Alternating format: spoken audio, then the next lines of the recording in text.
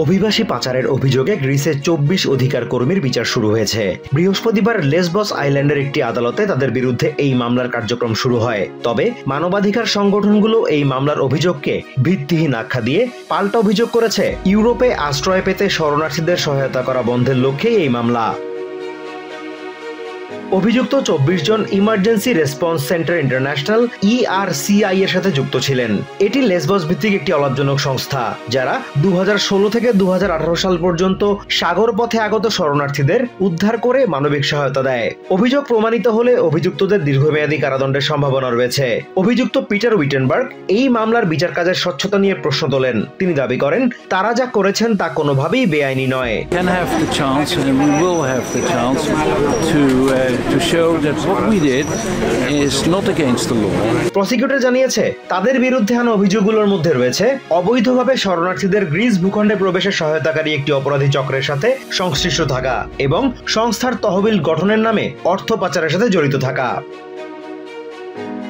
সিরিয়ার নাগরিক সারা মারদিনি ২৪ অভিযুক্তের একজন।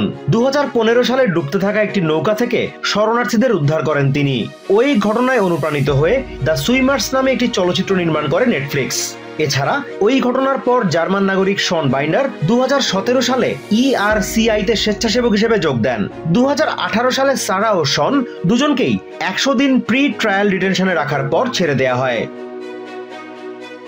অভিযুক্তদের আইনজীবী হ্যারি লেডিস বলছেন মানবিক সহায়তা অযৌক্তিক অভিযোগ থেকে বিচারিক সুরক্ষা পাবে কিনা এই মামলার রায় সেটি নির্ধারণ করবে।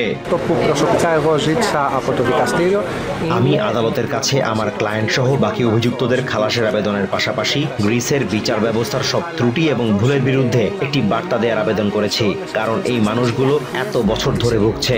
তাদের একমাত্র অপরাধ তারা এজিয়ান সির ক্লান্ত ও বিপদগ্রস্ত মানুষগুলোকে সাহায্য করেছে। গ্রিসে যে কেউ অভিবাসন প্রত্যাশীদের তীরে পৌঁছাতে সাহায্য করলে ২০২১ সালের আইন অনুযায়ী তাকে বিদেশিদের অবৈধ প্রবেশের সহায়তা বা অপরাধী কর্মকাণ্ডে সহায়তার অভিযোগের মুখোমুখি হতে হয়। Azimur Rashid Kanak, TVN24 news desk. New York থেকে সম্প্রচারিত TVN24 টেলিভিশন বিশ্বজুড়ে বাঙালির কণ্ঠস্বর।